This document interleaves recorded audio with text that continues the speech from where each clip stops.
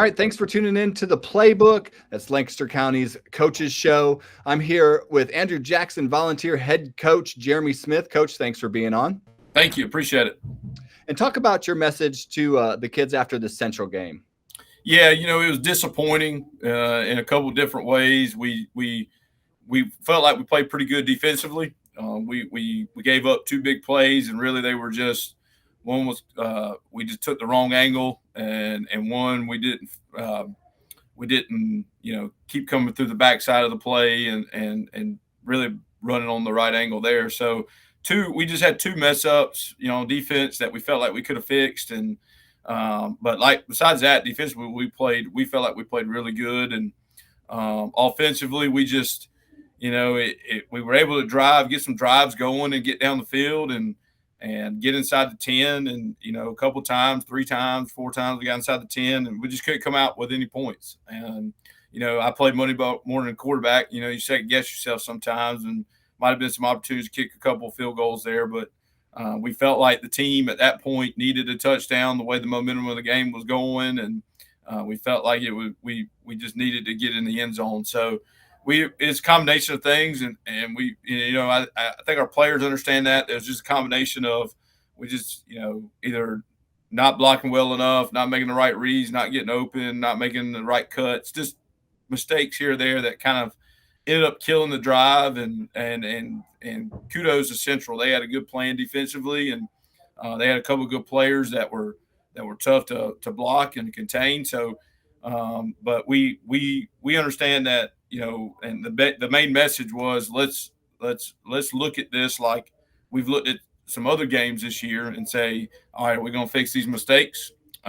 We got to have a little bit better week of practice. We got to start off the week right in practice, and we've got to do some things to help ourselves out when it comes Friday night, as far as just cleaning those mistakes up and being able to finish a drive or get them off the field or whatever it is. But we have we've been, and hopefully our kids understand it, and that's kind of what we're getting to. But we have still opportunity, 2 very important games and 2 important games for our community coming up, and just keeping our kids motivated to go, hey, we still got noise to make.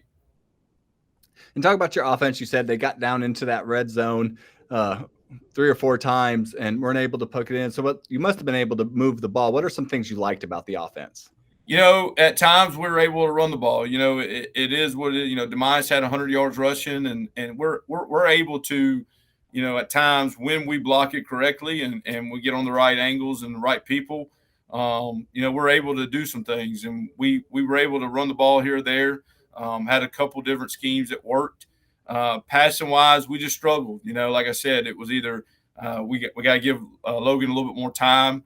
We got to make the right read, or we just got to get open for him, just and run a little bit better route. So it was just a combination of things. We talk every week, right? We tell our offense that it takes 11 guys consistently doing what they're supposed to and be on the same page. And so when one of those 11 is off, and that's kind of what happened Friday night. One of those 11 was off. It just you can't, have pay dirt. You can't finish it. So we're like we do some good things, and we're able to, if we can able to get the ball out in space a little bit more, we got to do a better job of that. Screen game or passing game, we just got to do a better job of getting it out there. But like I said, at times we were able to run the ball, and we know that we've got to be able to do that to win. And we've had an OL that's been mismatched here or there. Some very young guys in that OL, and they're taking their lumps here and there sometimes, but they're growing from it and they're getting better. And talk about your defense. You said they kept you guys in the game again. Talk about what you liked from them. Yeah, I mean, every week I think I say our defense plays well, and they all year they have consistently, I felt like, played well. And like I said, we had Jace Fair had a ridiculous, I think it was 19 tackles. I mean, it was, like 12 solos, 7 assists. I mean, just ridiculous amount of tackles. We had Cam McGill. He had, I think it was 9 total tackles, 2 sacks. I mean, we had some guys really step up and play and fly around. They did some different things offensively and formation wise. We just gotta we just, like I said, we got to eliminate that big play from happening.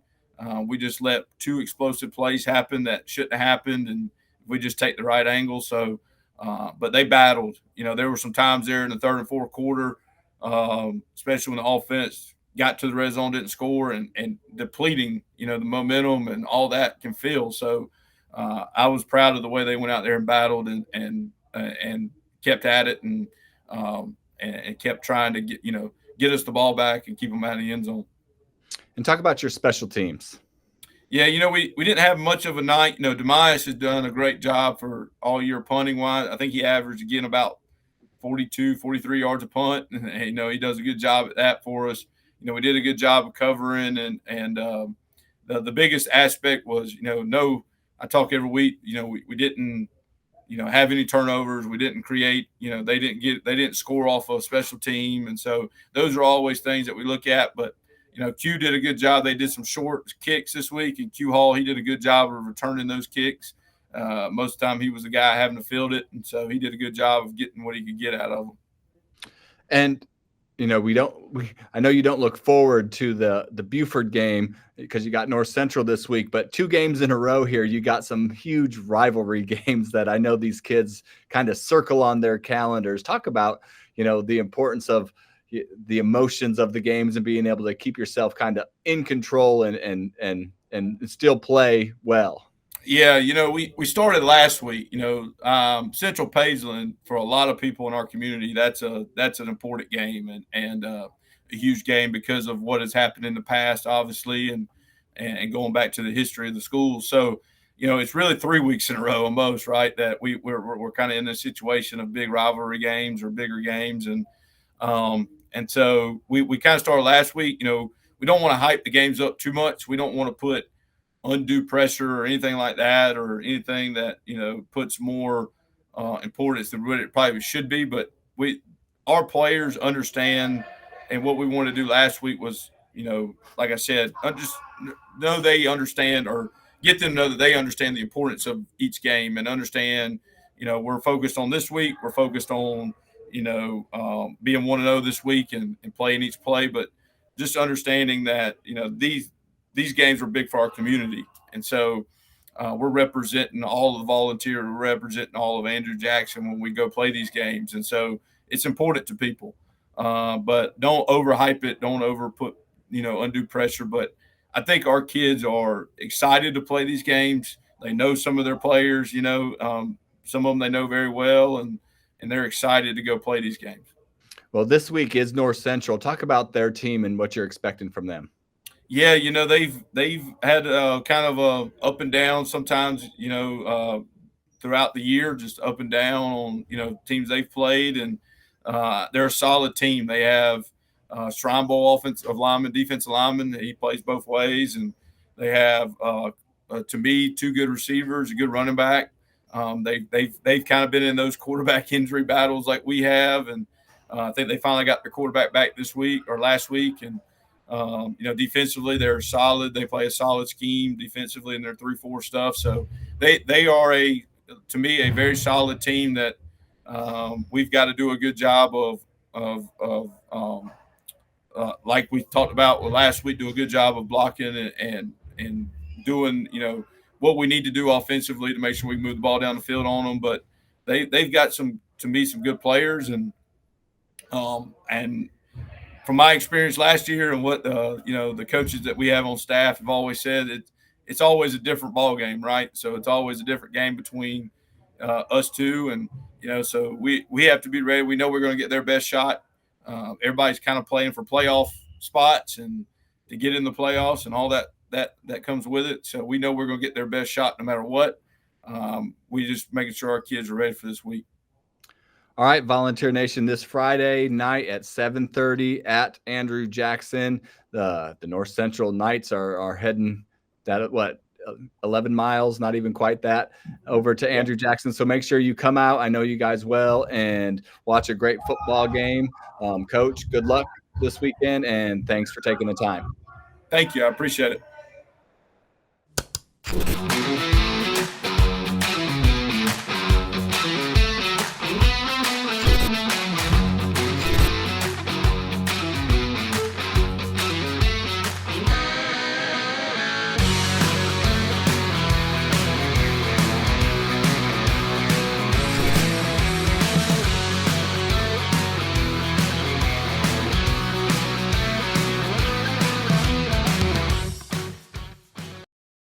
All right, thanks for sticking around. I'm here with Buford Yellow Jacket head coach Joe Watson. Coach, thanks for being here. Thanks for having me.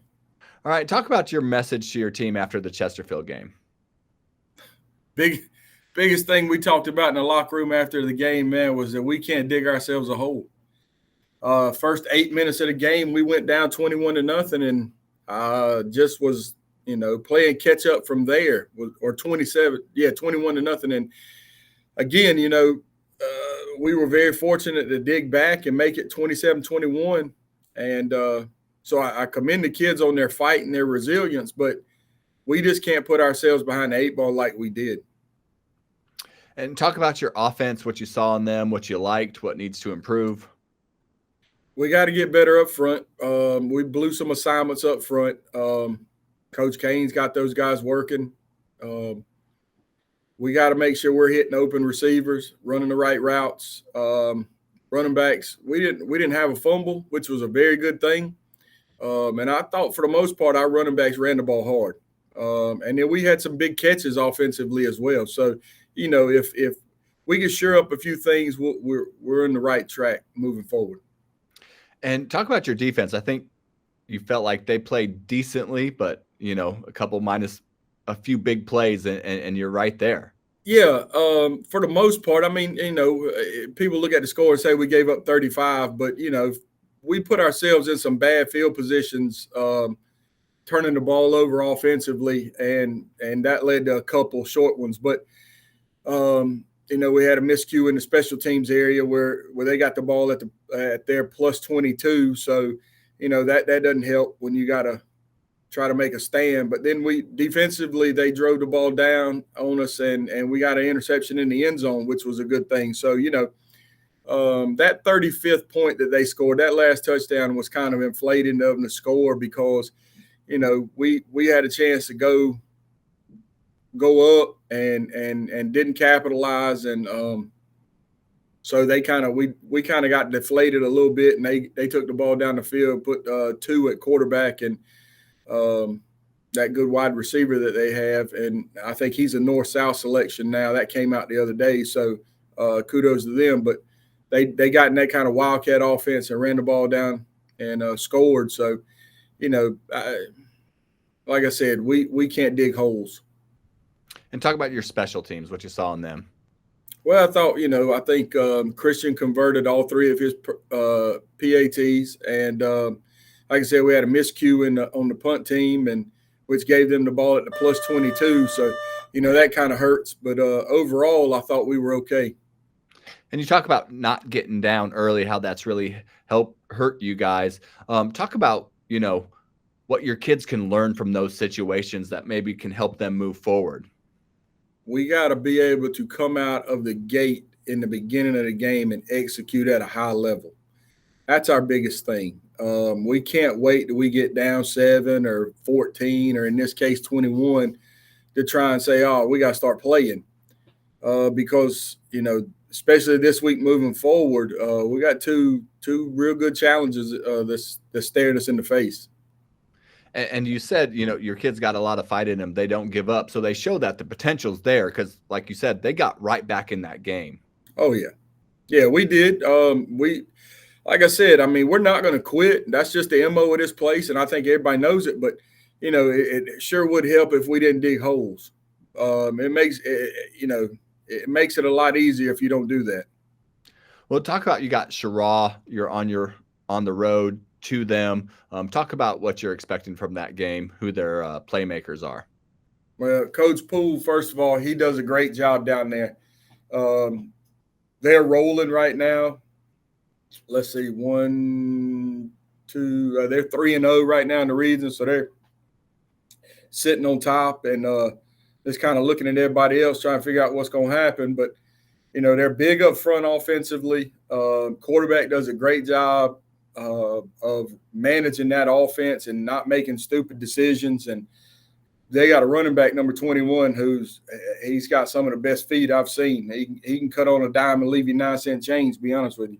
So, we're going to have our work cut out for us, especially playing down there. It's always a tough environment. But, for us, we got to stay ahead of the sticks on offense and not get down. Like we can't put ourselves behind the chains. All right, Jacket fans, the Yellow Jackets are on the road to Cheraw this week on Friday. Make sure you guys get out and support those Yellow Jackets. I know you guys well. The game starts at 7:30 at Cheraw. Coach, thanks for being on. Good luck in that game, and we'll talk again next week. All right, thanks. Go Jackets.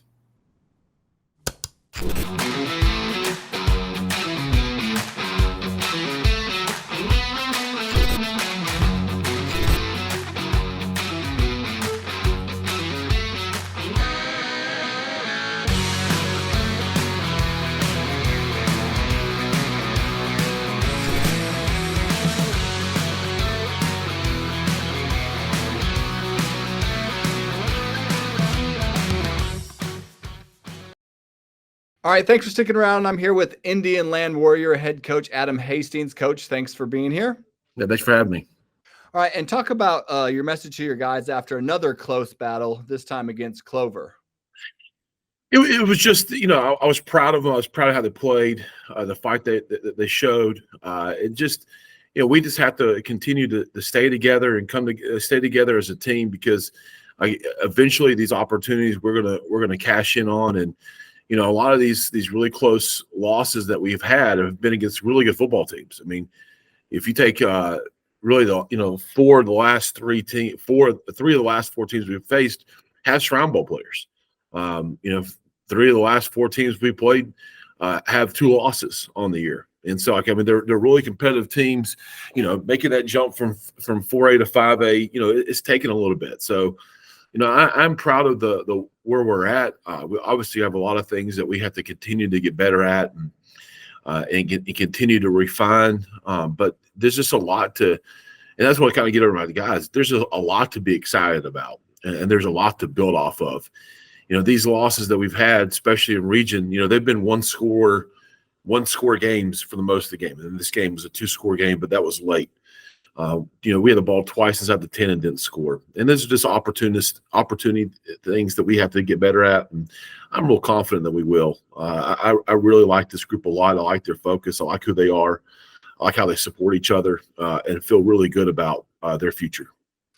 And I know you got some young players playing in key positions. Just talk about real quick how being in these close games really in the long run is maybe beneficial to some of those guys, because they get that valuable experience in those sorts of things. Yeah, young and inexperienced is a big deal. You can be young but experienced. We got some sophomores that like Sequel Patterson last year, who played every game last year. He's young but he's experienced. When we have a bunch of inexperienced guys out there, it just takes a lot to understand how to respond to a situation and like win a situation in a game. For example, knowing when it's 4th and 3, the severity of conversion or stopping a team. Knowing when you cross the 50 and you got the ball going, like, hey, I gotta really put my foot down right here. Like, this is a key drive. Like, knowing those things comes with experience. And so, like, if you look at, for example, our linebackers, they're playing great right now. We're starting 2 sophomores and a junior. Those guys are gaining valuable experience. And while they may be young, their experience is going to really help them, hopefully later on this year, hopefully this week. And so that's the point I think we're waiting for, is like that experience that inexperience to become experienced, and for them to start clicking in some of those situations we got to be better at. And the only way to get that is to play. That's it. Coach, talk about your offense, what you saw from them, and what you'd like to see maybe improved in the next couple weeks. Yeah, we're still trying to piece together some stuff offensively. We were, especially going the game, just trying to navigate through some injuries. And I know everybody's this time of year, we're just not as deep as we need to be to properly navigate through all this stuff. And so trying to navigate through those injuries. And, I think what our plan was going into the game was something that we realized in the second half we needed to adjust. So, I think in the second half we got back to some stuff that we do really well. I mean, we rushed for 260 yards in the game, 153 or 173 of that in the second half. So I was really proud of how our guys, we rushed the football. Jamal Horton's just running really hard, and he's just doing a great job. Runs underneath his pads. He's had 100-yard rushing almost every game this year. He's just such a competitor. He's such a great person. As good as a football player is, I mean, he's double that kind of a person and a teammate, and he cares and he wants the team to do well and do whatever it takes. So there's a lot to build off of offensively. It's just clean up mistakes and again, winning situational football. When you're fourth and 2, you gotta win those. You just gotta win those, and I think understanding that is just something we got to grow into. And talk about your defense. I mean, they've kept you in a lot of these games, Yeah. coming up with big plays over and over again. Yeah, I'm just really proud of our defense. They have a Shrine Bowl running back who rushed for 2,400 yards last year, and he does a fantastic job. And he's a physical downhill kid, and his brother's the other running back. And for us, it was going to be heavy sledding stopping him. And I thought we did a really good job. We held him to under 120 yards of rushing, which I know for us was really key, kind of going in the game. And they was on the field for a lot, especially in the first half. And I thought the second half they just did an excellent job of. After giving up 2 big plays on defense in the first half, I thought that second half they just did a fantastic job minus 2 plays. And just really proud of how they're playing, how those guys are playing together, and just the speed that they're playing with is a lot to build off of. And talk about your special teams. Yeah, I mean, it's another good outing by our special teams. You're still trying to wait. We'll have Vaughn Lucas back this week, but still trying to get back that kick return that has been such a big weapon for us in the first half of the season. When you can flip the field and play the field position game, it makes a big difference. But I thought we did a really good job of punting the ball. I thought we did a good job of punt return, blocked the kick. So that was big. That resulted in the score. So I think a lot of those things like that for us is just a lot of stuff that I think we can continue to build off of. And I know you have 2 region games, I think, left. Yeah. You got Fort Mill coming up. Talk about maybe I don't know. I don't want to say the sense of urgency because, it's one game at a time, but how do you express that to the kids? Like, now it's time to, get that experience and grow up, and we got to get these 2 wins. Yeah. I mean, to me, it's not, I don't like looking at the big picture. Like I do. I like looking at it for me. But I don't like looking at the big picture for the team because it's not about like we want to win a state championship and we want to get to that point. But if we are only focused on that aspect of it and we got to win these 2 games, we got to do X, Y, and Z, like we lose the fact of what we got to do this week and the importance of this experience and the importance of getting prepared for this game. And for us also, it's teaching our kids to make sure our guys are educated about the weight of this game. Indialand's #1 rival is Fort Mill High School. If you ask anybody, the school's been around since 1951. If you ask anybody that has been a part of the school since 1951, who is the one team they want to beat every single week, it is Fort Mill High School in any single sport. So I think for our players, it's getting them to understand that this game is not just big for us. We want to get a win. We need to get back that feeling. We all want that. And it's important. It's important for our playoffs. It's important for a lot of aspects. But it's also really important because this game means a lot to our community.